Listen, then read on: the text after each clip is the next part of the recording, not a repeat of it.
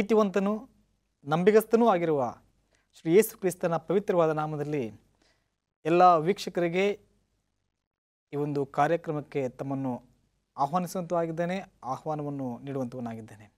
ಕರ್ತನಲ್ಲಿ ಪ್ರೀತಿಯುಳ್ಳ ಎಲ್ಲ ವೀಕ್ಷಕರೇ, ದೇವರ ಒಂದು ಮಹಾನ್ ಕೃಪೆಯಿಂದ ಮತ್ತೊಂದು ಆವರ್ತಿ ವಾಕ್ಯದ ಅನೇಕ ವಿಚಾರಗಳನ್ನು ನಾವು ತಿಳಿದುಕೊಳ್ಳುವುದಕ್ಕಾಗಿ ದೇವರು ಈ ಒಂದು ಅವಕಾಶವನ್ನು ನಮಗೆ ನೀಡಿದ್ದಾರೆ.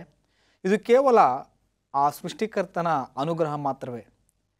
ಇವತ್ತು ನಾವು ವಾಕ್ಯದ ಧ್ಯಾನವನ್ನು ನಾವು ಆರಂಭಿಸುವ ಹಾಗೆ ಪ್ರಾರ್ಥನೆಯನ್ನು ಮಾಡಿ ನಂತರ ವಾಕ್ಯದ ಧ್ಯಾನಕ್ಕೆ ನಾವು ಹೋಗೋಣ. ಪ್ರಾರ್ಥಿಸಿಕೊಳ್ಳೋಣ. ಪರಲೋಕದಲ್ಲಿ ವಾಸ ಮಾಡುವ ನಮ್ಮ ತಂದೆಯೇ, ನಿಮ್ಮ ನಾಮಕ್ಕೆ ಸ್ತೋತ್ರ. ನಮ್ಮ ಮೇಲಿನ ನಿಮ್ಮ ಪ್ರೀತಿಯ ಸಂಕೇತವಾಗಿ ಮತ್ತೊಂದು ಆವರ್ತಿ ನಿಮ್ಮ ವಾಕ್ಯವನ್ನು ಆಲಿಸುವ ಕೊಟ್ಟಂಥ ಸಮಯಕ್ಕಾಗಿ ಸ್ತೋತ್ರ. ವಾಕ್ಯವನ್ನು ಆಲಿಸುವಾಗ ಮತ್ತು ವಾಕ್ಯವನ್ನು ಬೋಧಿಸುವಾಗ ಆತ್ಮನ ಸಹಾಯವನ್ನು ದಯಪಾಲಿಸಿ ನಡೆಸಿರಿ. ಯೇಸು ನಾಮದಲ್ಲಿ ಬೇಡುತ್ತೇವೆ ತಂದೆ, ಆಮೇನ್. ಕರ್ತನಲ್ಲಿ ಪ್ರಿಯ ವೀಕ್ಷಕರೇ, ಈ ದಿನದಂದು ನಾವು ಅಧ್ಯಯನ ಮಾಡಲು ಹೋಗುವಂಥ ವಾಕ್ಯದ ಶೀರ್ಷಿಕೆಯು ನಡೆಸುವ ನಕ್ಷತ್ರ ಎಂಬುದಾಗಿ. ನಡೆಸುವ ನಕ್ಷತ್ರ. ಯೇಸು ಕ್ರಿಸ್ತನು ಈ ಲೋಕದಲ್ಲಿ ಆತನು ಮನುಷ್ಯರಲ್ಲಿ ಮನುಷ್ಯನಾಗಿ ಜೀವಿಸಿರ್ತಕ್ಕಂಥ ಆ ಸಂದರ್ಭದಲ್ಲಿ ಆತನ ಈ ಲೋಕಕ್ಕೆ ಬರುವುದನ್ನು ಕುರಿತಾಗಿ, ಮನುಷ್ಯನಾಗಿ ಬರುವುದನ್ನು ಕುರಿತಾಗಿ, ಯೇಸು ಕ್ರಿಸ್ತನನ್ನು ರಕ್ಷಕನನ್ನಾಗಿ ಎಲ್ಲರೂ ತಿಳಿದುಕೊಳ್ಳಬೇಕೆಂಬುದಾಗಿ ದೇವರು ಬಯಸಿರ್ತಾರೆ. ಯೇಸು ಕ್ರಿಸ್ತನ ಒಂದು ಜನನದ ಕುರಿತಾಗಿ ಅಥವಾ ಆತನು ರಕ್ಷಕನು ಎನ್ನುವುದನ್ನು ತಿಳಿಯಪಡಿಸಲು ನೇಮಿಸಲ್ಪಟ್ಟಿರ್ತಕ್ಕಂಥ ಅಥವಾ ಮೆಸ್ಸಿಯನ ಬರೋಣಕ್ಕಾಗಿ ಸಿದ್ಧ ಮನಸ್ಸಿನಿಂದ ಆಹ್ವಾನ ಮಾಡಬೇಕಾಗಿರ್ತಕ್ಕಂಥ ಯಾಜಕರೇ ಅವರು ಮಂಕಾಗಿದ್ದರು. ಯಾಜಕರ ಮನಸ್ಸುಗಳು ಮಂಕಾಗಿದ್ದವು. ಸಿದ್ಧರಾಗಿರಬೇಕಾಗಿರ್ತಕ್ಕಂಥ ಯಾಜಕರೇ ಇರುವಂಥ ಒಂದು ಸಮಯ. ಅವರೇ ಸಿದ್ಧರಾಗಿಲ್ಲ. ಆಗಿರುವುದರಿಂದ ಇನ್ನೊಬ್ಬರನ್ನು ಸಿದ್ಧಗೊಳಿಸುವ ಸ್ಥಿತಿಯಲ್ಲಿ ಅವರಿದ್ದಿಲ್ಲ. ಅದಕ್ಕೆ ದೇವರು ಆ ಸೃಷ್ಟಿಕರ್ತನ ಒಂದು ವಿಷಯದ ಕುರಿತಾಗಿ, ರಕ್ಷಕನ ಕುರಿತಾಗಿ ಕುರುಬರಿಗೆ ದೇವದೂತರ ಮುಖಾಂತರ ತಿಳಿಪಡಿಸ್ತಾರೆ.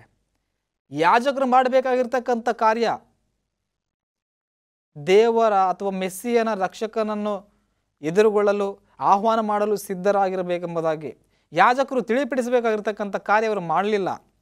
ದೇವರು ದೇವದೂತರ ಮುಖಾಂತರ ಕುರುಬರಿಗೆ ತಿಳಿಸಿರ್ತಕ್ಕಂಥದ್ದು ನಾವು ನೋಡ್ತೇವೆ. ಅದೇ ರೀತಿಯಲ್ಲಿ ಸಿಮಿಯೋನ ಮತ್ತು ಅನ್ನ ಎಂಬುವಂಥ ಭಕ್ತರುಗಳಿಗೆ ಆ ಒಂದು ದೇವಾಲಯದಲ್ಲಿ ದೇವರು ರಕ್ಷಕರನ್ನು ಕುರಿತು ಅವರಿಗೆ ತಿಳಿಯಪಡಿಸ್ತಾರೆ ಪವಿತ್ರ ಆತ್ಮ ದೇವರ ಸಹಾಯದಿಂದಾಗಿ. ಇಷ್ಟು ಮಾತ್ರವಲ್ಲ, ದೇವರು ಆ ರಕ್ಷಕನನ್ನು ಕುರಿತಾಗಿ ಅರಿತುಕೊಳ್ಳಲು ಆ ಒಂದು ಇಸ್ರಾಯೇಲ್ ಜನಾಂಗದ ಮಧ್ಯದಲ್ಲಿರ್ತಕ್ಕಂಥ ಆ ಒಂದು ಜನರು ಮಾತ್ರವಲ್ಲ, ಇನ್ನು ದೇಶದ ಅನೇಕ ಕಡೆಗಳಲ್ಲಿರ್ತಕ್ಕಂಥವರು ಆ ಒಂದು ಸೃಷ್ಟಿಕರ್ತನನ್ನು ಕಂಡುಕೊಳ್ಳಬೇಕು, ಅದನ್ನು ತಿಳಿದುಕೊಳ್ಳಬೇಕು ಎಂಬುದಾಗಿ ದೇವರು ಬಯಸಿರ್ತಕ್ಕಂಥದ್ದನ್ನು ನಾವು ಕಾಣ್ತೇವೆ. ಆದ್ದರಿಂದ ಮೂರಣ ದೇಶದಲ್ಲಿರ್ತಕ್ಕಂಥ ಜೋಯಿಸರಂತೆ ನಾವು ವಾಕ್ಯದಲ್ಲಿ ಓದ್ತೇವೆ. ಈ ಜೋಯಿಸರುಗಳಿಗೆ ಸಹ ಆ ದೇವರು ಸೃಷ್ಟಿಕರ್ತನನ್ನು ಕಂಡುಕೊಳ್ಳುವಂತೆ, ಆತನನ್ನು ಅವರು ಮನಗಾಣುವಂತೆ, ಆತನೇ ಜಗದ್ ರಕ್ಷಕ ಎಂಬುದಾಗಿ ತಿಳಿದುಕೊಳ್ಳುವಂತೆ ಅವರಿಗೂ ಸಹ ದೇವರು ತಿಳಿಪಡಿಸುವಂಥದ್ದು ನಮಗೆ ಆಶ್ಚರ್ಯವನ್ನು ಮೂಡಿಸುವಂಥ ಒಂದು ವಿಷಯವಾಗ್ತದೆ. ಈ ಜೋಯಿಸರು, ಮೂರಣ ದೇಶದ ಜೋಯಿಸರು, ಇವರು ತತ್ವಜ್ಞಾನಿಗಳಾಗಿರ್ತಾರೆ. ಇವರು ಆಕಾಶದಲ್ಲಿರ್ತಕ್ಕಂಥ ನಕ್ಷತ್ರಗಳ ಚಲನ ವಲನಗಳನ್ನು ಕುರಿತಾಗಿ ಅಧ್ಯಯನ ಮಾಡುವಂಥವರಾಗಿರ್ತಾರೆ. ಆ ಒಂದು ಅಷ್ಟು ಮಾತ್ರವಲ್ಲದೆ ಪ್ರಕೃತಿಯಲ್ಲಿರ್ತಕ್ಕಂಥ ಸಂಗತಿಗಳನ್ನು ಅವರು ಅಧ್ಯಯನ ಮಾಡಿ ಅವುಗಳ ಮುಖಾಂತರ ಅವುಗಳಿಂದ ಆ ಸೃಷ್ಟಿಕರ್ತನನ್ನು ಕುರಿತು ಆಲೋಚಿಸುವಂಥವರುಗಳು ಈ ತತ್ವಜ್ಞಾನಿಗಳಾಗಿರ್ತಾರೆ. ಯಹೂದ್ಯರು ಈ ತತ್ವಜ್ಞಾನಗಳನ್ನು ಕುರಿತು ಅಥವಾ ಜೋಯಿಸರನ್ನು ಕುರಿತಾಗಿ ಇವರು ಅನ್ಯರು ಎಂದು ಅವರು ಭಾವಿಸಿದರು. ವಾಸ್ತವಕ್ಕೆ ಯಾಜಕರುಗಳಿಗಿಂತಲೂ ಸಹ ಈ ಜೋಯಿಸರು ಪ್ರಾಮಾಣಿಕತೆಯನ್ನು ಹೊಂದಿದಂಥವರು ಆಗಿದ್ದೆನ್ನುವುದರಲ್ಲಿ ಯಾವುದೇ ರೀತಿಯಾದ ಸಂಶಯವಿಲ್ಲ. ಈ ಒಂದು ಜೋಯಿಸರು ಸತ್ಯವನ್ನು ಸ್ವೀಕರಿಸುವ ಶುದ್ಧ ಮನಸ್ಸುಳ್ಳವರಾಗಿದ್ದರು. ಅವರು ಮೆಸ್ಸಿಯನ ಬರೋಣದ ಕುರಿತಾಗಿರ್ತಕ್ಕಂಥ ಅನೇಕ ಪ್ರವಾದಗಳನ್ನು ಅವರು ಅಧ್ಯಯನ ಮಾಡುವುದರಲ್ಲಿ ತೊಡಗಿದಂಥವರಾಗಿದ್ದರು. ಆ ಒಂದು ವಿಷಯ ಅರಣ್ಯಕಾಂಡದ 24ನೇ ಅಧ್ಯಾಯದ 17ನೇ ವಚನವನ್ನು ಸಹ ನಾವು ನೋಡುವಂಥ ಈ ಒಂದು ಸಂದರ್ಭದಲ್ಲಿ ಅರಣ್ಯಕಾಂಡದ 24ನೇ ಅಧ್ಯಾಯದ 17ನೇ ವಚನವು ಈ ರೀತಿ ತಿಳಿಸ್ತದೆ, ಒಬ್ಬಾತನನ್ನು ನೋಡುತ್ತಿದ್ದೇನೆ, ಆತನು ಈಗಿನವನಲ್ಲ, ಆತನು ಕಾಣಿಸುತ್ತಾನೆ, ಆದರೆ ಸಮೀಪದಲ್ಲಿ ಅಲ್ಲ, ಯಾಕೋಬ ವಂಶದವರಲ್ಲಿ ನಕ್ಷತ್ರ ಪ್ರಾಯನೊಬ್ಬನು ಉದಯಿಸಿದ್ದಾನೆ. ಈ ಜೋಯಿಸರುಗಳು ನಕ್ಷತ್ರಗಳನ್ನು ಕುರಿತಾಗೂ ಸಹ ಅವರು ತಿಳಿದುಕೊಳ್ಳುವುದರಲ್ಲಿ ಆಸಕ್ತಿ ಉಳ್ಳಂಥವರಾಗಿರ್ತಾರೆ ಮತ್ತು ಆ ನಕ್ಷತ್ರಗಳ ಚಲನ ವಲನಗಳನ್ನು ಕುರಿತು ಅವರು ತಿಳಿದುಕೊಳ್ಳುವುದರಲ್ಲಿ ಉತ್ಸುಕತೆ ಉಳ್ಳಂಥವರಾಗಿರ್ತಾರೆ.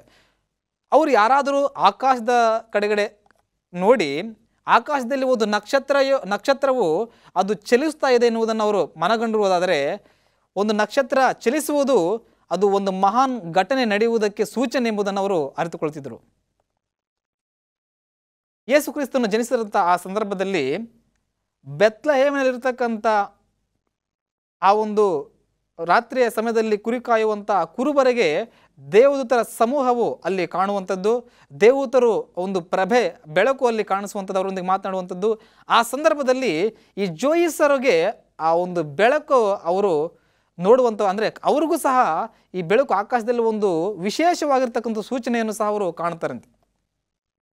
ಯಾವಾಗ ಬೆತ್ಲೆಹೇಮಿನಲ್ಲಿ ಆ ಒಂದು ಕುರುಬರಿಗೆ ಕ್ರಿಸ್ತನ ರಕ್ಷಕನ ಒಂದು ವಿಷಯದ ಕುರಿತಾಗಿ ತಿಳಿಸಲು ಬಂದಿರುವಂಥ ಸಂದರ್ಭದಲ್ಲಿ ಆಗ ಅವರಿಗೆ ಗೊತ್ತಾಗ್ತದೆ, ಇದು ಒಂದು ಮಹಾನ್ ಘಟನೆಯ ಸಂಕೇತ, ಆಕಾಶದಲ್ಲಿ ಒಂದು ವಿಶೇಷವಾಗಿರ್ತಕ್ಕಂಥ ಸೂಚನೆ, ನಕ್ಷತ್ರಗಳು ಹೊಳೆಯುವಂಥದ್ದನ್ನು ನಾವು ಕಾಣುತ್ತಿದ್ದೇವೆ ಎಂಬುದಾಗಿ ಅವರು ಅಂದು ಆಕಾಶದಲ್ಲೇ ಕಂಡಿರ್ತಕ್ಕಂಥ ನಕ್ಷತ್ರ, ಆ ಒಂದು ಬೆಳಕಿನಿಂದ ಕೂಡಿರ್ತಕ್ಕಂಥ ಆ ನಕ್ಷತ್ರವನ್ನು ಅವ್ರು ಏನು ಮಾಡ್ತಾರೆ, ಅಂದು ಅದನ್ನು ಹಿಂಬಾಲಿಸಲಿಕ್ಕೆ ಅವರು ಶುರು ಮಾಡ್ತಾರೆ ಎನ್ನುವಂಥದ್ದನ್ನು ನಾವು ನೋಡ್ತೇವೆ.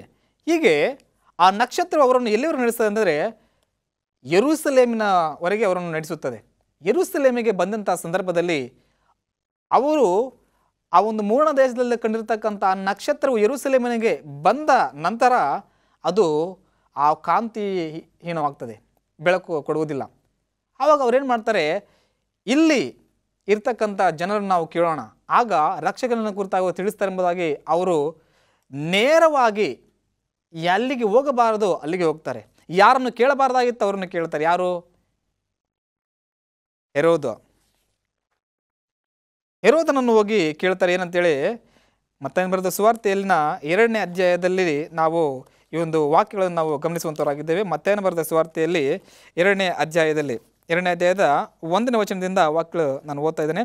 ಅರಸನಾದ ಹೆರೋದನ ದಿನಗಳಲ್ಲಿ ಯೂದಾಯ ಸೀಮೆಯ ಬೆತ್ಲೆಹೇಮ ಎಂಬ ಊರಲ್ಲಿ ಯೇಸು ಹುಟ್ಟಿದಾಗ ಮೂರ್ಣ ದೇಶದ ಜೋಯಿಸರು ಯೆರೂಸಲೇಮಿಗೆ ಬಂದು, ಯಹೂದ್ಯರ ಅರಸನಾಗಿ ಹುಟ್ಟಿದವನು ಎಲ್ಲಿದ್ದಾನೆ, ಆತನನ್ನು ಸೂಚಿಸುವ ನಕ್ಷತ್ರವನ್ನು ನಾವು ಮೂರ್ಣ ದೇಶದಲ್ಲಿ ಕಂಡು ಆತನಿಗೆ ಅಡ್ಡ ಬೀಳುವುದಕ್ಕೆ ಬಂದೆವು ಅಂದನು. ಇದನ್ನು ಕೇಳಿ ಅರಸನಾದ ಹೆರೋದನು ಅವನು ಕೂಡ ಯೆರೂಸಲೇಮಿನಲ್ಲಿರ್ತಕ್ಕಂಥ ಎಲ್ಲರೂ ಸಹ ಅವರು ಕಳವಳಗೊಳ್ಳುತ್ತಾರೆ ಎನ್ನುವಂಥದ್ದನ್ನು ಸತ್ಯವೇದ ತಿಳಿಸುವಂಥದ್ದಾಗಿದೆ.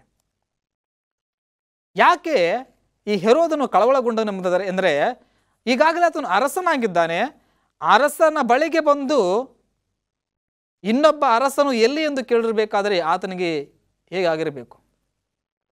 ಒಬ್ಬ ವ್ಯಕ್ತಿ ಯಾರಾದರೂ ಈಗಾಗಲೇ ಅಧಿಕಾರ ಸ್ಥಾನದಲ್ಲಿ ಇರಬೇಕಾದರೆ ಆತನ ಅಧಿಕಾರ ಸ್ಥಾನದಲ್ಲಿ ಇದ್ದಾನೆ, ಆತನ ಬಳಿಗೆ ಹೋಗಿ ಅದೇ ಅಧಿಕಾರ ಸ್ಥಾನದಲ್ಲಿ ಮುಂದೆ ಬರಬೇಕಾಗಿರ್ತಕ್ಕಂಥ ವ್ಯಕ್ತಿಯನ್ನು ಕುರಿತು ಮಾತಾಡಿದರೆ ಆತನಿಗೆ ಯಾವ ರೀತಿ ಇರುತ್ತದೆ?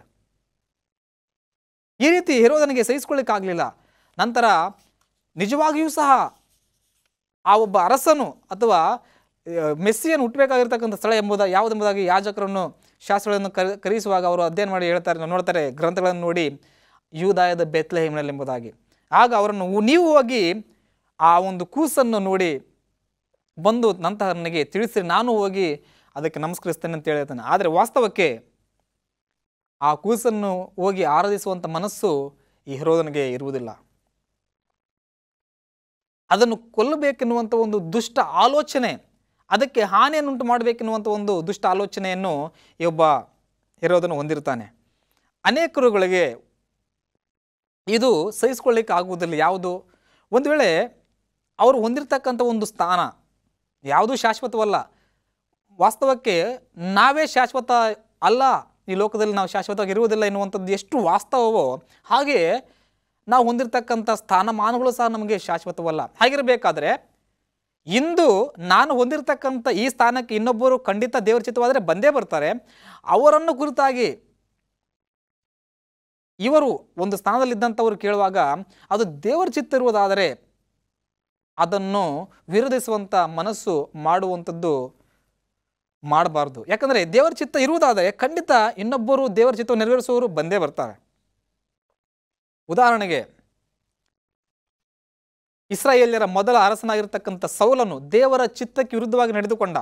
ಆದ್ದರಿಂದ ಸೌಲನನ್ನು ಆ ರಾಜನ ಒಂದು ಸ್ಥಾನದಿಂದ ಆತನನ್ನು ತೆಗೆದುಹಾಕಿ ದೇವರ ಮನಸ್ಸನ್ನು ನೆರವೇರಿಸುವಂಥ ದಾವೀದನನ್ನು ಆ ರಾಜನ ಸ್ಥಾನಕ್ಕೆ ಆರಿಸಿಕೊಳ್ಳುತ್ತಾರೆ ದೇವರು. ಇದು ಆತನ ಸಂಕಲ್ಪ, ಆತನ ಉದ್ದೇಶ. ನಾವು ಎಲ್ಲಿವರೆಗೆ ದೇವರಿಗೆ ವಿಧೇಯರಾಗಿರುತ್ತೇವೋ, ಎಲ್ಲಿವರೆಗೆ ಆತನ ಒಂದು ಉದ್ದೇಶವನ್ನು ನೆರವೇರಿಸುವಂಥವರಾಗಿರ್ತೇವೋ ಅಲ್ಲಿವರೆಗೆ ನಮಗೆ ಕೊಟ್ಟಿರ್ತಕ್ಕಂಥ ಆ ಒಂದು ಗೌರವ ಮತ್ತು ಸ್ಥಾನಮಾನಗಳ ಉಳಿಯುವಿಕೆ ಇರ್ತದೆ. ಇಲ್ಲಿ ಹೆರೋದನಿಗೆ ಯಾಕೆ ಅಷ್ಟು ಸಿಟ್ಟು ಆಯಿತು ಅಂತಂದರೆ ಆತನು ತನ್ನ ಸ್ಥಾನವನ್ನು ಬಿಟ್ಟುಕೊಳ್ಳಿಕ್ಕೆ ಸಿದ್ಧನಿರಲಿಲ್ಲ. ಇದು ನನಗೆ ಮಾತ್ರ, ನಾನೇ ಇದನ್ನು ಹೊಂದಿಕೊಳ್ಳಬೇಕೆನ್ನುವಂಥ ಒಂದು ಸ್ವಾರ್ಥಪೂರಿತವಾಗಿರ್ತಕ್ಕಂಥ ಒಂದು ಉದ್ದೇಶವನ್ನು ಆತನು ಹೊಂದಿಕೊಂಡ. ಕೆಲವರು ಸ್ಥಾನಮಾನಗಳನ್ನು ಎಷ್ಟು ಹಚ್ಚಿಕೊಂಡಿರ್ತಾರೆ ಅಂತಂದರೆ ಅವರು ಇತರ ಹಿತಾಸಕ್ತಿಯನ್ನೇ ಮರೆತು ಹೋಗಿ ಅವರ ಸ್ಥಾನಮಾನಗಳನ್ನು ಉಳಿಸಿಕೊಳ್ಳುವುದರಲ್ಲೇ ಮಗ್ನರಾಗಿ ಸಾಧ್ಯವಾದರೆ ಅವರ ಹಿತೈಷಿಗಳನ್ನೇ ಅವರು ದೂರ ಇಡಲಿಕ್ಕೂ ಸಿದ್ಧರಾಗಿರ್ತಾರೆ. ಅದೇ ಮನಸ್ಥಿತಿ ಈ ಒಂದು ಹೆರೋದನಲ್ಲಿ ನಾವು ಸಹ ಕಾಣ್ತೇವೆ, ಹೆರೋದ ರಾಜನಲ್ಲಿ. ನಂತರ ಈ ಒಂದು ಜೋಯಿಸರು ಕಂಡಿರ್ತಕ್ಕಂಥ ನಕ್ಷತ್ರ ಮತ್ತೆ ಅವರಿಗೆ ಕಾಣಿಸ್ತದೆ. ಆ ವಾಕ್ಯವನ್ನು ನಾವು ನೋಡ್ತೇವೆ. ಆ ಒಂದು ಹೆರೋದನ ಬಳಿಯಲ್ಲಿ ಮಾತುಕತೆ ಆಡಿದ ನಂತರ ಹೆರೋದನ ಜೋಯಿಸರನ್ನು ಕಳಿಸ್ತಾನೆ. ಆ ಜೋಯಿಸರು ಅಲ್ಲಿಂದ ಮುಂದೆ ಹೋಗ್ತಾರೆ. ಹೋಗುವಂಥ ಸಂದರ್ಭದಲ್ಲಿ 9ನೇ ವಚನದಲ್ಲಿ, ಮತ್ತಾಯನ ಬರೆದ ಸುವಾರ್ತೆ 2ನೇ ಅಧ್ಯಾಯದ 9ನೇ ವಚನದಲ್ಲಿ ವಾಕ್ಯ ಹೇಳ್ತದೆ, ಅವರು ಅರಸನ ಮಾತನ್ನು ಕೇಳಿ ಹೊರಟಾಗ ಮೂರ್ಣ ದೇಶದಲ್ಲಿ ಕಂಡ ನಕ್ಷತ್ರವು ಅವರ ಮುಂದೆ ಮುಂದೆ ನಡೆದು ಕೂಸು ಇದ್ದ ಸ್ಥಳದ ಮೇಲೆ ಬಂದು ನಿಂತಿತು. ನಕ್ಷತ್ರವು ಅವರನ್ನು ನಡೆಸ್ತಾ ಇದೆ. ಎಲ್ಲಿಗೆ ನಡೆಸಿತು? ಅವರು ಮೂರ್ಣ ದೇಶದಲ್ಲಿ ಕಂಡಿರ್ತಕ್ಕಂಥ ಆ ನಕ್ಷತ್ರವು ಅವರನ್ನು ಯೇಸು ಕ್ರಿಸ್ತನು ಮಗವಾಗಿ ನಿಂತಿರ್ತಕ್ಕಂಥ ಆತನು ಇದ್ದ ಸ್ಥಳದ ಬಳಿಗೆ ಆ ನಕ್ಷತ್ರ ನಡೆಸ್ತದೆ. ಎಲ್ಲೋ ದೂರದಿಂದಿದ್ದಂಥ ಆ ಜೋಯಿಸರನ್ನು ಕ್ರಿಸ್ತನ ಬಳಿಗೆ ನಕ್ಷತ್ರ ನಡೆಸುತ್ತದೆ. ದೇವದೂತರ ಸಮೂಹವು ಆ ಜೋಯಿಸರನ್ನು ಕ್ರಿಸ್ತನ ಬಳಿಗೆ ಕರೆತರುವಂಥದ್ದಾಗಿದೆ ಎನ್ನುವಂಥದ್ದನ್ನು ನಾವು ಇಲ್ಲಿ ಗಮನಿಸಬೇಕಾಗಿರ್ತಕ್ಕಂಥ ಗಮನಾರ್ಹವಾಗಿರ್ತಕ್ಕಂಥ ಒಂದು ವಿಷಯ. ಅಲ್ಲಿ ಬಂದಾದ ನಂತರ ಈ ಜೋಯಿಸರು ಆ ಕೂಸಾಗಿರ್ತಕ್ಕಂಥ ರಕ್ಷಕನನ್ನು ಕ್ರಿಸ್ತನನ್ನು ಕಂಡು ಸಂತೋಷಗೊಂಡು ಅಲ್ಲಿ ಅವರೇನು ಮಾಡ್ತಾರೆ ಅಂತಂದರೆ ಆರಾಧಿಸಿ ಮತ್ತು ಬಹುಮಾನಗಳನ್ನು ಅವರು ಅರ್ಪಿಸ್ತಾರೆ. ಎಂಥ ಬಹುಮಾನ? 11ನೇ ವಚನದಲ್ಲಿ ತಿಳಿಸ್ತದೆ, ಅದಕ್ಕೆ ಸಾಷ್ಟಾಂಗ ನಮಸ್ಕಾರ ಮಾಡಿ ತಮ್ಮ ಗಂಟುಗಳನ್ನು ಬಿಚ್ಚಿ ಅದಕ್ಕೆ ಚಿನ್ನ, ಧೂಪ, ರಕ್ತ ಬೋಳಗಳನ್ನು ಕಾಣಿಕೆಯಾಗಿ ಕೊಟ್ಟರು. ಎಷ್ಟು ಅಮೂಲ್ಯವು ಜೋಯಿಸರು ಹೊಂದಿರತಕ್ಕಂಥ ಅಮೂಲ್ಯವಾಗಿರ್ತಕ್ಕಂಥ ಬಹುಮಾನಗಳು ಇವು, ಅಮೂಲ್ಯವಾಗಿರ್ತಕ್ಕಂಥವುಗಳು. ಇಂದು ನಾವು ಸೃಷ್ಟಿಕರ್ತನಿಗೆ, ದೇವರಿಗೆ, ನಮ್ಮ ಅಸ್ತಿತ್ವಕ್ಕೆ ಆಧಾರಭೂತನಾಗಿರ್ತಕ್ಕಂಥ ಆ ದೇವರಿಗೆ ನಾವು ನೀಡುವಂಥ ಬಹುಮಾನಗಳು ಎಷ್ಟು ಬೆಲೆಯುಳ್ಳವುಗಳಾಗಿವೆ, ಎಷ್ಟು ಅಮೂಲ್ಯವಂತವಾದವುಗಳಾಗಿವೆ. ಅಂಥ ಬಹುಮಾನಗಳನ್ನು ಕೊಡಲಿಕ್ಕೆ ನನ್ನಲ್ಲಿ ಇಲ್ಲವಲ್ಲ ಎಂದು ನಮ್ಮನ್ನು ನಾವು ಪ್ರಶ್ನಿಸಿಕೊಳ್ಳುವುದಾದರೆ ಆ ಒಂದು ಚಿನ್ನ, ರಕ್ತ, ಬೋಳಗಳು ನಮ್ಮಲ್ಲಿ ಇಲ್ಲದಿರಬಹುದು. ಆದರೆ ಅಷ್ಟೇ ಅಮೂಲ್ಯವಾಗಿರ್ತಕ್ಕಂಥ, ಇನ್ನೊಂದು ರೀತಿಯಲ್ಲಿ ಹೇಳಬೇಕಾದ್ರೆ ಅದಕ್ಕಿಂತ ಅಮೂಲ್ಯವಾಗಿರ್ತಕ್ಕಂಥ ಒಂದು ವಿಷಯ ಅಥವಾ ನಮ್ಮಲ್ಲಿ ದೇವರು ನಮಗೆ ಒದಗಿಸಿಕೊಟ್ಟಿರ್ತಕ್ಕಂಥವುಗಳನ್ನು ನಾವು ದೇವರಿಗೆ ಕೊಡಬಹುದು. ಏನು? ನಮ್ಮ ಸಮಯ. ದೇವರು ನಮಗೆ ಕೊಟ್ಟಿರ್ತಕ್ಕಂಥದ್ದು ಸಮಯ ಎನ್ನುವಂಥದ್ದು ಅತ್ಯಮೂಲ್ಯವಾಗಿರ್ತಕ್ಕಂಥದ್ದು. ದೇವರಿಗೆ ಸಮಯವನ್ನು ಕೊಡುವಂಥದ್ದು ನಾವು ದೇವರಿಗೆ ನೀಡುವಂಥ ಒಂದು ಉಡುಗೊರೆಯಾಗಿದೆ. ಮತ್ತು ಆತನ ಒಂದು ಸೇವೆ ಮಾಡಲು ನಮ್ಮನ್ನು ಅರ್ಪಿಸಿಕೊಳ್ಳುವಂಥದ್ದು ಮತ್ತು ನಮ್ಮ ಪ್ರೀತಿಯನ್ನು ದೇವರ ಮೇಲೆ ನಮ್ಮ ಪ್ರೀತಿಯನ್ನು ವ್ಯಕ್ತಪಡಿಸುವುದು ಕ್ರಿಯೆಗಳಲ್ಲಿ. ಇವುಗಳು ನಾವು ದೇವರಿಗೆ ನೀಡುವಂಥ, ಇಂದು ನಾವು ನೀಡುವಂಥ ಬಹುಮಾನಗಳಾಗಿವೆ ಎನ್ನುವಂಥದ್ದನ್ನು ನಾವು ತಿಳಿದುಕೊಳ್ಳಬೇಕಾಗಿದೆ. ಮತ್ತು ನಮಗೆ ದೇವರು ಒದಗಿಸಿಕೊಟ್ಟಿರ್ತಕ್ಕಂಥ ಹಣ, ಈ ಹಣವೂ ಸಹ ದೇವರ ಸತ್ಯ ಸೇವೆಯ ಒಂದು ಅಭಿವೃದ್ಧಿಯಲ್ಲಿ ಅದು ಉಪಯೋಗಿಸಲ್ಪಡಬೇಕು. ಯಾರ ಒಂದು ಹಣವು ಸುವಾರ್ತೆ ಸೇವೆಯಲ್ಲಿ ಪಡದೆ ಕೇವಲ ನಮ್ಮ ಸ್ವಾರ್ಥಕ್ಕಾಗಿ ಇರಲಿ ಎಂಬುದಾಗಿ ಇಟ್ಟುಕೊಂಡಿರ್ತಾರೋ ಆ ಹಣವು ಶಾಪಗ್ರಸ್ತವಾಗ್ತದೆ. ಸೊ ಹಣ ಮತ್ತು ಸಮಯ ಮತ್ತು ನಮ್ಮ ಶಕ್ತಿಯನ್ನು ಸಹ ದೇವರ ಸೇವೆಯಲ್ಲಿ ನಾವು ಉಪಯೋಗಿಸಿಕೊಳ್ಳಬೇಕೆನ್ನುವಂಥದ್ದು ನಾವು ಇದರಿಂದ ಕಂಡುಕೊಳ್ಳಬೇಕಾಗಿದೆ. ಮತ್ತು ಅಷ್ಟು ಮಾತ್ರ ಅಲ್ಲದೆ, ಯಾರು ಬಡವರಿಗೆ, ದಿಕ್ಕಿಲ್ಲದವರಿಗೆ ಸಹಕರಿಸ್ತಾರೋ, ಇನ್ನೊಬ್ಬರಿಗೆ ಅವರು ಸಹಕಾರ ಮಾಡ್ತಾರೋ, ಈ ಒಂದು ಇನ್ನೊಬ್ಬರಿಗೆ ಸಹಾಯ ಮಾಡುವುದರ ಮುಖಾಂತರ ದೇವರನ್ನು ಗೌರವಿಸ್ತಾರಂತೆ. ಇದು ಸಹ ದೇವರನ್ನು ಗೌರವಿಸುವ ಒಂದು ವಿಧಾನವಾಗಿದೆ. ನಿಸ್ಸಹಾಯಕ ಸ್ಥಿತಿಯಲ್ಲಿದ್ದಂಥವರಿಗೆ ಅನೇಕರು ಇನ್ನೊಬ್ಬರಿಗೆ ಬಹುಮಾನ ಉಡುಗೊರೆಗಳನ್ನು ಕೊಡ್ತಾರೆ. ಎಂಥವರಿಗೆ? ಅವರಿಗೆ ಹಿಂತಿರುಗಿ ಯಾರು ಕೊಡುವ ಸಾಮರ್ಥ್ಯ ಹೊಂದಿರ್ತಾರೋ ಅವರಿಗೆ ಮಾತ್ರ ಇವರು ಕೊಡ್ತಾರೆ. ಆದರೆ ವಾಸ್ತವಕ್ಕೆ ಸತ್ಯವೇದ ಹೇಳ್ತದೆ, ನಿನ್ನನ್ನು ಗೌರವಿಸುವವರನ್ನೇ ನೀನು ಗೌರವಿಸಿದರೆ ಏನು ಪ್ರಯೋಜನ? ನಿನಗೆ ಯಾರು ನಿನ್ನನ್ನು ಮೆಚ್ಚಿಕೊಳ್ತಾರೋ ಅವರನ್ನೇ ನೀನು ಮೆಚ್ಚಿಕೊಂಡ್ರೆ ಅದರಲ್ಲಿ ಯಾವುದೇ ರೀತಿಯಾಗಿರ್ತಕ್ಕಂಥ ದೇವರು ಮೆಚ್ಚುವ ಕಾರ್ಯ ಇಲ್ಲ. ದೇವರ ಒಂದು ವಿಷಯದಲ್ಲಿ ಅದು ಶ್ಲಾಘನೀಯವಾಗಿರ್ತಕ್ಕಂಥ ಕಾರ್ಯ ಅಲ್ಲವೇ ಅಲ್ಲ. ಆದ್ದರಿಂದ ಇನ್ನೊಬ್ಬರಿಗೆ ಯಾರು ಸಹಾಯದ ಒಂದು ಅಗತ್ಯದಲ್ಲಿರ್ತಾರೋ ಅವರಿಗೆ ನಾವು ಸಹಾಯ ಮಾಡುವಾಗ ಖಂಡಿತವಾಗಲೂ ಸಹ ಅದಕ್ಕೆ ವಾಕ್ಯದಲ್ಲಿ ಹೇಳ್ತದೆ, ನೀವು ಈ ಅಲ್ಪವಾದವರಲ್ಲಿ ಒಬ್ಬರಿಗೆ ಏನು ಸಹಾಯ ಮಾಡ್ತೀರೋ ಅದು ನನಗೆ ಮಾಡಿದ ಹಾಗೆ. ದಾನಿಯೇಲನ ಪ್ರವಾದನೆಯ ಗ್ರಂಥ 12ನೇ ಅಧ್ಯಾಯ, ದಾನಿಯೇಲನ ಪ್ರವಾದನೆಯ ಗ್ರಂಥದಲ್ಲಿನ 12ನೇ ಅಧ್ಯಾಯದ ಈ 3ನೇ ವಚನದಲ್ಲಿ ತಿಳಿಸುವಂಥ ಒಂದು ವಾಕ್ಯ. ಈ ವಾಕ್ಯವು ಈ ರೀತಿ ತಿಳಿಸ್ತದೆ, ಜ್ಞಾನಿಗಳು ತೇಜೋಮಯವಾದ ಆಕಾಶ ಮಂಡಲದಂತೆ ಪ್ರಕಾಶಿಸುವರು, ಬಹು ಜನರನ್ನು ಸದ್ಧರ್ಮಿಗಳನ್ನಾಗಿ ಮಾಡುವವರು, ಯುಗ ಯುಗಾಂತರಗಳಲ್ಲಿಯೂ ನಕ್ಷತ್ರಗಳ ಹಾಗೆ ಹೊಳೆಯುವರು. ಅನೇಕರನ್ನು ಸದ್ಧರ್ಮಿಗಳನ್ನಾಗಿ ಮಾಡುವಂಥವರು, ಅನೇಕರನ್ನು ನೀತಿಯ ಮಾರ್ಗದಲ್ಲಿ ಯಾರು ನಡೆಸ್ತಾರೋ ಅವರುಗಳೇ ಆಕಾಶದಲ್ಲಿ ನಕ್ಷತ್ರಗಳು ಯಾವ ರೀತಿ ಹೊಳೆಯುತ್ತವೋ ಅದರಂತೆ ಅವರು ಹೊಳೆಯುತ್ತಾರಂತೆ. ಅವರ ಜೀವಮಾನದ ಪೂರ್ತಿಯೂ ಸಹ ಅವರು ಇತರರಿಗೆ ಆಶೀರ್ವಾದದಾಯಕವಾಗಿರ್ತಾರೆ. ಯೇಸು ಕ್ರಿಸ್ತನು ಜನಿಸಿದಾಗ ಆ ಆಕಾಶದಲ್ಲಿ ಕಂಡಿರ್ತಕ್ಕಂಥ ಆ ನಕ್ಷತ್ರ, ಆ ಬೆಳಕಿನಲ್ಲಿ ಆ ಬೆಳಕು, ಆ ನಕ್ಷತ್ರದ ಬೆಳಕು ಆ ಜೋಯಿಸರನ್ನು ಕ್ರಿಸ್ತನ ಬಳಿಗೆ ಅದು ನಡೆಸಿತು. ಇಂದು ಯಾರ್ಯಾರು ಅನೇಕರನ್ನು ಕ್ರಿಸ್ತನ ಸತ್ಯದ ಬಳಿಗೆ ಅಥವಾ ಸತ್ಯದ ಎಡೆಗೆ ನಡೆಸ್ತಾರೋ ಅವರು ಸಹ ನಕ್ಷತ್ರಗಳಾಗಿ ಹೊಳೆಯುತ್ತಾರೆ. ಅಂದರೆ ನಾವೆಲ್ಲ ಆಕಾಶದ ಮೇಲೆ ನಕ್ಷತ್ರಗಳಾಗಿ ಇರ್ತೇವ ಅದಲ್ಲ. ಸತ್ಯವೇದ ಹೇಳ್ತದೆ, ಯಾರೋ ಕೀರ್ತನೆಯಲ್ಲಿ 1ನೇ ಅಧ್ಯಾಯದ 1ನೇ ವಚನದಿಂದ ದೇವರ ವಾಕ್ಯವನ್ನು ಹಗಲಿರಲು ಧ್ಯಾನಿಸುತ್ತಿರುವಂಥವರು ನೀರಿನ ಕಾಲುವೆಯ ಬಳಿಯಲ್ಲಿ ಬೆಳೆದ ಮರದ ಹಾಗಿರುವರು. ನೀರಿನ ಕಾಲುವೆಯ ಬಳಿಯಲ್ಲಿ ಬೆಳೆದ ಮರ ಅದು ತಕ್ಕ ಕಾಲದಲ್ಲಿ ಫಲವನ್ನು ನೀಡುತ್ತದೆ, ಅದರ ಎಲೆ ಬಾಡುವುದೇ ಇಲ್ಲ. ಹಾಗೆಯೇ ಅವರು ಮಾಡುವ ಕೆಲಸಗಳು ಸಹ ಸಫಲವಾಗ್ತವೆ ಎಂದೇಳಿ ಸತ್ಯವೇದ ಹೇಳುವಂಥದ್ದಾಗಿದೆ.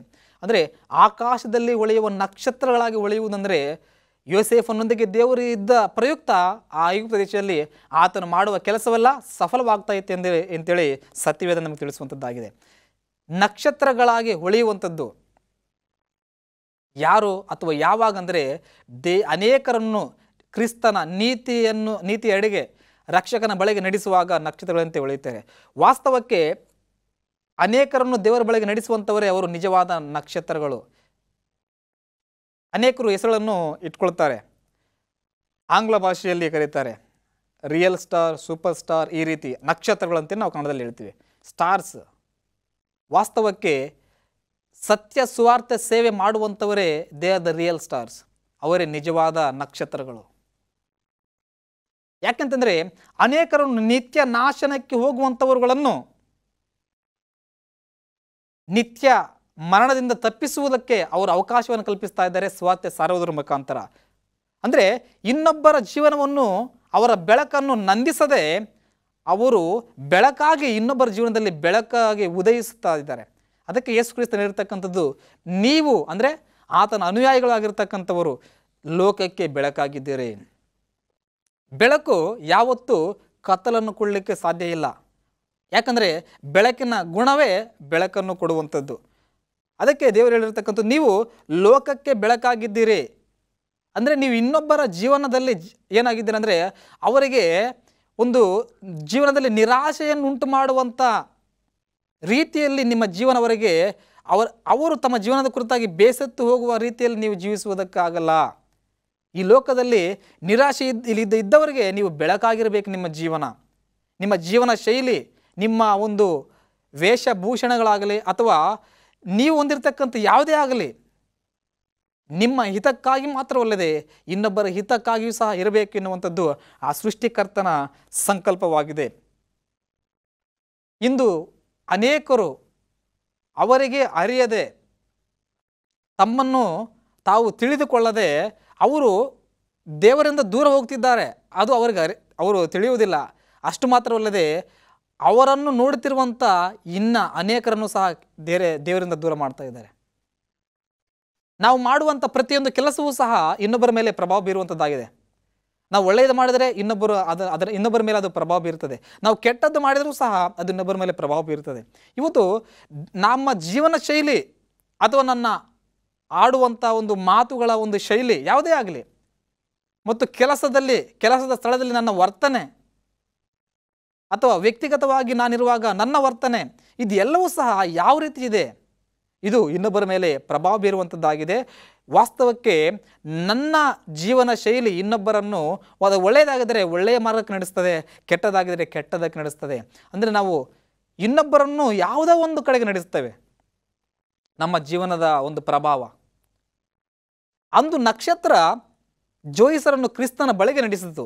ಇವತ್ತು ನಾವುಗಳು ಅನೇಕರನ್ನು ನಡೆಸ್ತಾ ಇದ್ದೇವೆ, ಆದರೆ ಎಲ್ಲಿಗೆ ನಡೆಸ್ತಾ ಇದ್ದೇವೆ ಅನ್ನುವಂಥದ್ದು ನಾವು ಗಮನಿಸಬೇಕಾಗಿರ್ತಕ್ಕಂಥದ್ದು. ನನ್ನ ಒಂದು ಯೆಹೋಶುವನು ಹೇಳ್ತಾನೆ, ನಾನು ನನ್ನ ಕುಟುಂಬವು ಯೆಹೋವನನ್ನೇ ಸೇವಿಸುವೆವು. ಅಂದರೆ ಅವರು ನಿರ್ಧಾರ ಮಾಡಿದ್ದಾರೆ, ಲೋಕವು ಯಾವುದನ್ನೇ ಆಚರಿಸಲಿ, ಲೋಕವು ಅದಕ್ಕೆ ತಾತ್ಕಾಲಿಕವಾಗಿ ಆನಂದವನ್ನು ನೀಡುವಂಥ ಈ ಕೆಲಸಗಳಲ್ಲಿ ಅವರು ಮಗ್ನರಾಗಿ ಹೋಗಲಿ, ನನಗೆ ದುಃಖವೇ ಬರಲಿ, ನನಗೆ ರೋಗವೇ ಬರಲಿ, ಯಾವುದೇ ಬರಲಿ, ಆದರೆ ನಾವಂತೂ ಆ ಸೃಷ್ಟಿಕರ್ತನನ್ನು ಆರಾಧಿಸ್ತೇವೆ. ಅದು ಅವರು ಕುಟುಂಬವಾಗಿ ತೆಗೆದುಕೊಂಡಿರ್ತಕ್ಕಂಥ ಒಂದು ನಿರ್ಧಾರ. ನಾವು ಮನಸ್ಸಿನಲ್ಲಿ ಯಾವಾಗ ನಿರ್ಧಾರ ಮಾಡ್ತೇವೋ ಅದನ್ನೇ ನಾವು ಕ್ರಿಯೆಯಲ್ಲಿ ವ್ಯಕ್ತಪಡಿಸಲಿಕ್ಕೆ ಸಾಧ್ಯವಾಗ್ತದೆ. ಕ್ರಿಯೆಯಲ್ಲಿ ವ್ಯಕ್ತಪಡಿಸುವಂಥದ್ದು ಯಾವುದಾದ್ರೂ ಒಂದು ಕ್ರಿಯೆಯಲ್ಲಿ ಬಂದಿದೆ ಅಂತಂದರೆ ಅದು ಮೊದಲು ಮನಸ್ಸಿನಲ್ಲಿ ನಿರ್ಧಾರವಾಗಿದೆ. ದೇವರು ಮೆಚ್ಚುವಂಥ ಜೀವನವನ್ನು ನಾವು ನಡೆಸಬೇಕು ಅಥವಾ ಅನೇಕರನ್ನು ಸತ್ಯ ಮಾರ್ಗದಲ್ಲಿ ನಾವು ನಡೆಸಬೇಕು ಎನ್ನುವಂಥದ್ದು ಮೊದಲು ನಿರ್ಧಾರವಾಗಬೇಕು. ಅದು ಮನಸ್ಸಿನಲ್ಲಿ ನಿರ್ಧರಿತವಾದ ನಂತರವೇ ಅದು ಕ್ರಿಯೆಗಳಲ್ಲಿ ಬರಲಿಕ್ಕೆ ಸಾಧ್ಯವಾಗ್ತದೆ. ಅದನ್ನೇ ದೇವರು ಅಬ್ರಹಾಮನಿಗೆ ವಾಗ್ದಾನ ಮಾಡುವ ಸಂದರ್ಭದಲ್ಲಿಯೂ ಸಹ ಆಕಾಶದಲ್ಲಿರ್ತಕ್ಕಂಥ ನಕ್ಷತ್ರಗಳನ್ನು ನೀನು ಎಣಿಸುವುದಾದರೆ ಎಣಿಸು, ಅವುಗಳಿಗಿಂತ ಹೆಚ್ಚಾಗಿ ಅವುಗಳಂತೆ ನೀನು ನಿನ್ನ ಒಂದು ಸಂತತಿಯನ್ನು ಹೆಚ್ಚಿಸ್ತೇನೆ ಅಂತ ಹೇಳ್ತಾನೆ. ಆ ನಕ್ಷತ್ರಗಳನ್ನು ಒಂದು ವಿಶೇಷತೆ ಅಂದರೆ ನಕ್ಷತ್ರಗಳನ್ನು ಕುರಿತಾಗಿ ನಕ್ಷತ್ರಗಳನ್ನು ದೇವರು ಹೆಸರಿಡಿದು ಕರೀತಾರಂತೆ. ನಕ್ಷತ್ರಗಳನ್ನು ಹೆಸರಿಡಿದು ಕರೀತಾರೆ. ಅಂದರೆ ನಕ್ಷತ್ರಗಳನ್ನು ದೇವರು ಬಲ್ಲಂಥವರಾಗಿದ್ದಾರೆ. ಇವತ್ತು ನಮ್ಮನ್ನು ಸಹ ದೇವರು ಬಲ್ಲವರಾಗಿದ್ದಾರೆ. ನಾವು ಆತನ ಚಿತ್ತವನ್ನು ನೆರವೇರಿಸುವರಾಗಿದ್ದೇವಾ? ಆತನ ಚಿತ್ತವನ್ನು ನೆರವೇರಿಸುವವರಾಗಿರುವಂತೆ ದೇವರು ನಮಗೆ ಸಹಾಯ ಮಾಡಲಿ. ಪ್ರಾರ್ಥನೆ ಮಾಡಿಕೊಳ್ಳೋಣ. ತಂದೆಯಾದ ದೇವರೇ, ನಡೆಸುವ ನಕ್ಷತ್ರಗಳಂತೆ ನಮ್ಮ ಜೀವನವು ಅನೇಕರನ್ನು ಕ್ರಿಸ್ತನ ಬಳಿಗೆ ನಡೆಸುವುದರಲ್ಲಿ ನಮ್ಮನ್ನು ತೊಡಗಿಸಿಕೊಳ್ಳುವಂತೆ ನಮಗೆ ಸಹಾಯ ಮಾಡಿ ನಡೆಸಿರಿ. ಪ್ರಾರ್ಥನೆ ಕೇಳೋದಕ್ಕಾಗಿ ಸ್ತೋತ್ರ. ಯೇಸುವಿನ ನಾಮದಲ್ಲಿ ಬೇಡುತ್ತೇವೆ ತಂದೆ, ಆಮೇನ್.